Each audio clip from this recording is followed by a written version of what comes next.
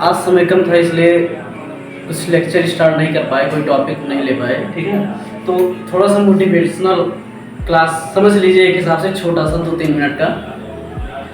यूं ही नहीं जज्बे दस्तूर हुए, यूं ही नहीं जज्बे दस्तूर हुए, मिटा दिया खुद को तब जाके मशहूर हुए, ठीक है। तो कहना ये है हमारा कि आप लोग पढ़ रहे हैं तो जब भी पढ़िए तो मन लगा के पढ़िए। ये है, पढ़ाई में थोड़ा समय लगता है, पढ़ाई में थोड़ा समय लगता है।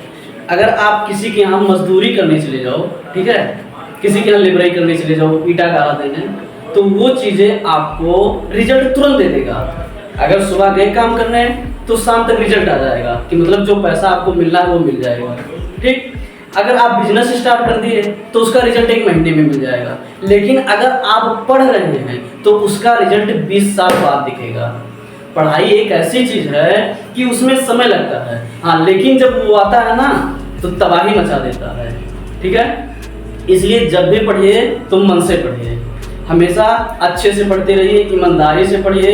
अगर आप स्कूल जा रहे हैं, पढ़ नहीं रहे हैं, ठीक है, तो इसका मतलब माता पिता को धोखा दे रहे हैं। अपने आप को तो धोखा दे रहे हैं, लेकिन अपने आप के साथ साथ अपने माता पिता को भी धोखा दे रहे हैं। तो ऐसा ना करिए, जब भी पढ़िए मन लगा के पढ़िए, ठीक है।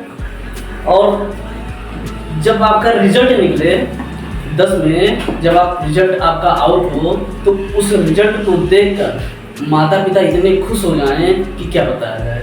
अगर माता पिता खुश है ना तो आप ये जान लीजिए कि दुनिया की सबसे अच्छी चीज़ जो होती है वो आपने हासिल कर लिया है, ठीक है।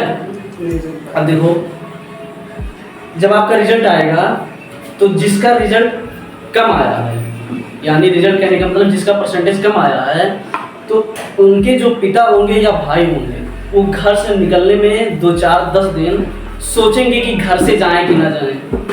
वो सोचेंगे कि घर से जाएं कि ना जाएं।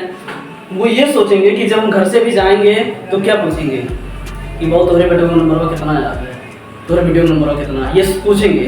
तो उनको ये बताने में दिक्कत ना आए, वो यही सोचकर घर से निकलेंगे ही नहीं। और जिसके लड़के या लड़की का नंबर ज़्यादा आएगा वो होटलों जाके सबसे अगवा बैठे हैं कि क्यों पूछे, क्यों ना पूछी, तब वो कहीं हैं हमारे बेटे को नंबर इतना आया है। उनके सिनेमा हमेशा चौड़ा रहे। तो कम से कम अपने लिए नहीं, लेकिन अपने माता पिता के लिए पढ़िए, ठीक है। और जब भी पढ़िए मन लगा के पढ़िए, 2 घंटा पढ़िए, लेकिन अच्छे से पढ़िए। उसी पे ये लिखा गया है, यूं ही नहीं जज्बे दस्तूर हुए, मिटा दिया खुद को तब जाके मशहूर हुए।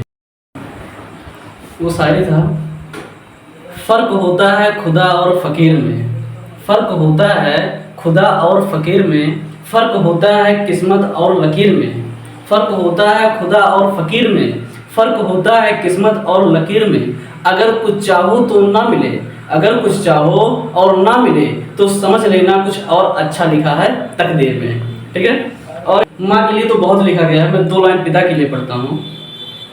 मेरे कंधे पर, मतलब एक पिता है जो अपने पुत्र से वार्तालाप कर रहा है, बात कर रहा है, ठीक है।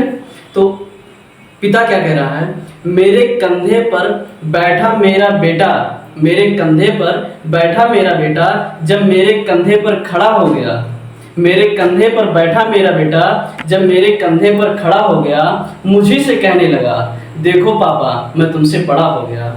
मैंने कहा, मैंने नहीं मतलब उस पिता ने कहा, बेटा इस खूबसूरत गलत फहमी में भले ही झगड़े रहना, मगर मेरा हाथ पकड़े रहना। जिस दिन यह हाथ छूट जाएगा, जिस दिन यह हाथ छूट जाएगा, बेटा तेरा रंगीन सपना भी टूट जाएगा।